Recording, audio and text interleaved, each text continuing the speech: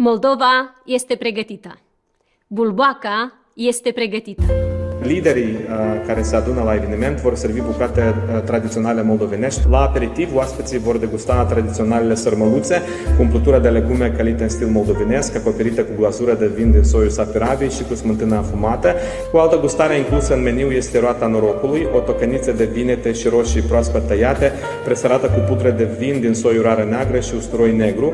Oaspeții vor putea gusta și colțunaș din dovleac, murat cu cremă de brânză de capră, sos de leuștean și icre de știucă, dar și mămăliguță umplută cu brânză de burduf, caș afumat și trufe negre.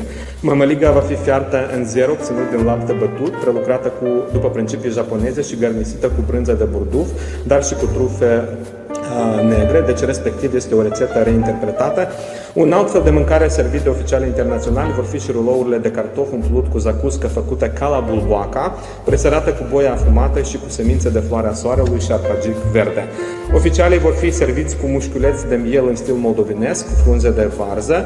La desert, cei peste 50 de invitați de rang înalt vor savura din tradiționala babă neagră cu înghețată din vin din soiul merlot, alături de un sos de vanilie, jeleu din suc de struguri și un ice wine Riesling din anul 2018. Bun venit, Europa, la noi acasă!